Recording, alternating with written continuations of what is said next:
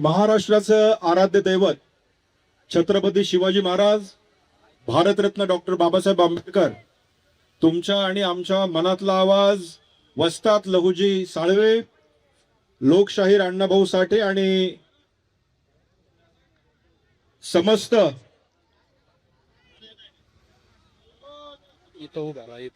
या महामानवांना अभिवादन करून या ठिकाणी उपस्थित असलेले विधिमंडळातले माझे सहकारी माननीय आमदार सुनीलजी कांबळे, त्याचबरोबर माननीय विष्णुभाऊ कसबे, माननीय बागवे साहेब, घोडे साहेब, सगळेच मान्यवर मंडळी, बरीच मंडळी या ठिकाणी आहेत.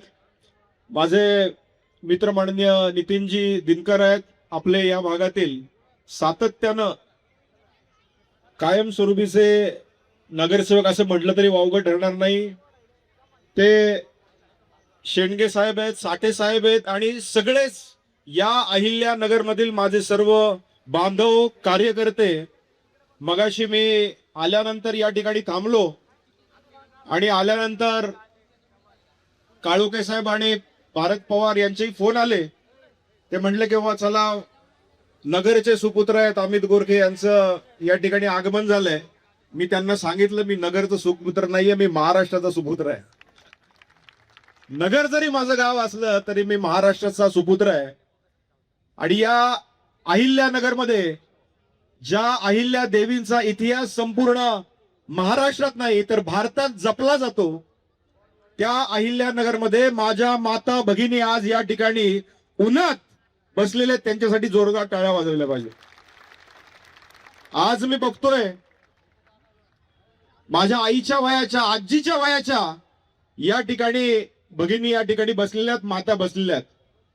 माझ्या मनात प्रश्न आला की त्या इथं आलेल्या आहेत, त्यांना अपकड आणि वर्गीकरण कळतंय का? पण त्यांचा चेहरा सांगतोय की आम्ही एवढ्या वर्ष कष्ट केले, आता आम्हाला पुढची पिढी जगवायची आहे, पुढच्या पिढीला या आरक्षणाचा फायदा करून द्यायचा आहे. म्हणून आज आम्ही आमचं काम धंदा सोडून या ठिकाणी उन्हात बसलेलो आहे. त्यामुळं या वर्गीकरणाची लढाई खऱ्या अर्थानं कधी चालू झाली, का चालू झाली, हे तुम्हाला आता सांगायची गरज नाही. कारण फेसबुक, युट्यूब उघडलं की सगळा इतिहास त्या ठिकाणी येतो. मग विष्णू भाऊंचं भाषण येतं, खंदारे साहेबांचं भाषण येतं, घोडेंचं भाषण येतं आणि खाली कमेंटही येतात. कमेंट थोड्या वाकड्या तिकडे आल्या की आपले लहुजींचे वीर त्याला काय जोडल्याशिवाय राहत नाही. त्यामुळे आपला समाज किती जागृत झालेला आहे हे त्यातनं दिसतंय. पण मी बांधवांना तुम्हाला सांगणार आहे की आपला समाज खऱ्या अर्थानं हा इतिहास हिंदुत्ववादी समाज असलेला आपला इतिहास आहे. आज मला अत्यंत आनंद आहे की वाल्मिकी समाजाने सुद्धा त्या आझाद मैदानात हजारोच्या संख्येनं त्या ठिकाणी उपस्थित राहून या आरक्षण उपवर्गीकरणाला पाठिंबा दिला. आज तो वाल्मिकी समाज या ठिकाणी आहे. आज मादिगा समाजानेही या आरक्षण वर्गीकरणाला पाठिंबा दिला. मादिगा समाजाची काही मंडळी व्यासपीठावर आहेत. आज या 59 जातीतल्या अनेक मंडळी, मग खाटीक समाजाची काही मंडळी आहेत, ती येऊन भेटली. त्या दिवशी त्या खाटीक समाजाचे आमदारही माननीय महाजन साहेबांना भेटून त्यांनी त्या ठिकाणी आरक्षण उपवर्गीकरणाला पाठिंबा असं सांगितलं. त्यामुळे मातंग समाज जागृत झालाय का? 100% जागृत झालाय. तो जागृत होता, जागृत राहणारच आहे. पण त्याच्याबरोबर आमच्या सगळ्या जाती जागृत झाल्यात. कशासाठी जागृत झाल्यात? आम्ही कुणाचंही हक्काचं जे आहे ते मागत नाहीये, आम्ही आमच्या हक्काचं मागतोय, कुणाचे ओढून घेणार नाहीये. मी आपल्याला आवर्जून सांगतो की आरक्षण उपवर्गीकरणाची लढाई खऱ्या अर्थानं ज्योतिबा फुलेंनी 1800 साली चालू केली. हंटर कमिशनला त्यांनी समोर सांगितलं की आरक्षण झालं पाहिजे. राजश्री शाहू महाराजांनी ती स्त्री पुढे ओढली आणि या महाराष्ट्रात आरक्षणाचे खऱ्या अर्थानं जनक ते ठरले. डॉक्टर बाबासाहेब आंबेडकरांना त्यांच्या मनात असलेली समानता संपूर्ण भारतात घडत असताना सुप्रीम कोर्ट त्यांनी घडवलं आणि त्याच सुप्रीम कोर्टानं 1 ऑगस्ट 2024 जो आदेश दिला त्या आदेशाचं पालन करा, एवढंच आम्ही सांगतोय. आणि हेच माननीय मुख्यमंत्री देवेंद्रजी फडणवीस आपल्या भाषणात तेच सांगत आहे की आम्ही सर्वोच्च न्यायालयाचा खऱ्या अर्थानं आदर ठरतो आणि त्या आदर जपूनच आम्ही सगळ्यांना एकत्र घेऊन आरक्षण उपवर्गीकरण सगळ्यांना बरोबर घेऊन करणार आहोत. आणि त्याच माननीय फडणवीस साहेबांना सारखं ट्रोल केलं जातं. त्यांना म्हटलं जातं की हा अजेंडा भाजपाचा आहे, हा अजेंडा RSS आहे. अरे पण थोडासा तरी तुम्ही अभ्यास करा. हा अजेंडा दुसऱ्याचा तिसऱ्याचा कोणाचा नाही, तर डॉक्टर बाबासाहेब आंबेडकरांचा अजेंडा आहे. ज्या 5 राज्यांमध्ये आरक्षण उपवर्गीकरण झालं त्या राज्यात कोणाची सत्ता होती याचा अभ्यासही आपण सर्वांनी केला पाहिजे.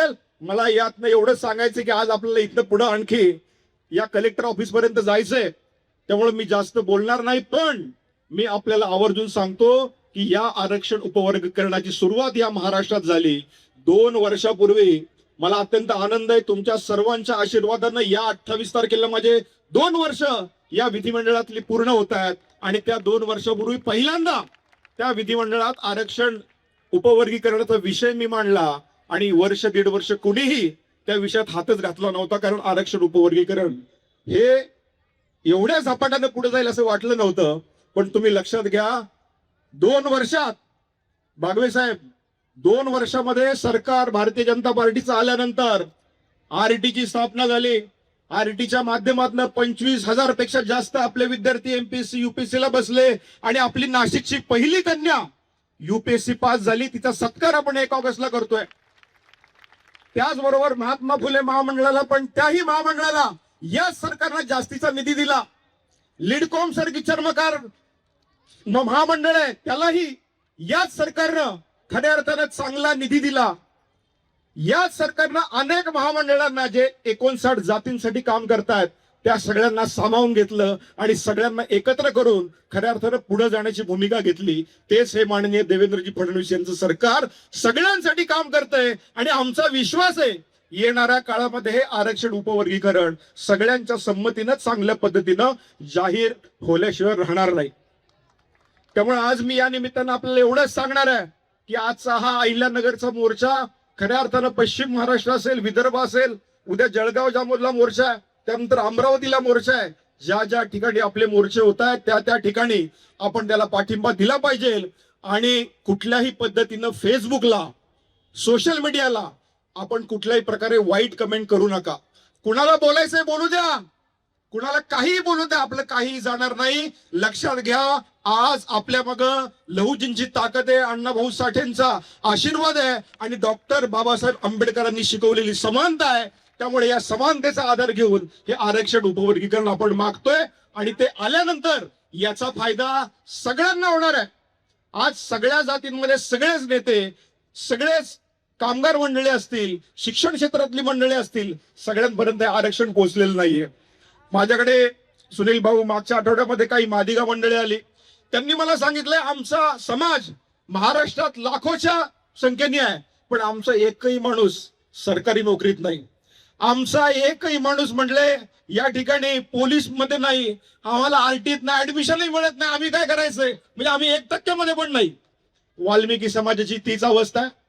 काल माननीय फडणवीस सरकारनं वाल्मिकी समाजासाठी एक खूप चांगला निर्णय घेतला. जेवढे वाल्मिकी समाजाची लोक आहेत जे आरोग्य खात्यात काम करतात त्यांना 350 स्क्वेअर फूटचं घर त्यांनी मोफत देण्याचा निर्णय केला. हा निर्णय घेणारा आमचा नेता या ठिकाणी आहे, त्यामुळे आम्हाला घाबरायची गरज नाही. त्यामुळे मी तुम्हाला एवढंच सांगेल की आज आपण या ठिकाणी अहिल्यानगर मधनं जो मोर्चा देणार आहोत ती मोर्चाची सुरुवात या भाषणानंतर होणार आहे आणि हा मोर्चा इथनं या कलेक्टर ऑफिस पर्यंत जाणार आहे. त्यामुळे उद्याच्या भवितव्यासाठी आपल्या सगळ्यांना कलेक्टर ऑफिस पर्यंत यायचंय.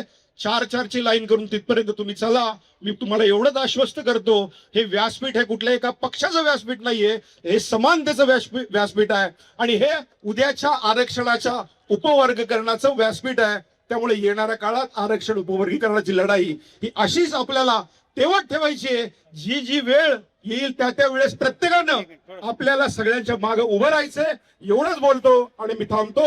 जय हिंद, जय महाराष्ट्र, जय लहुजी. धन्यवाद.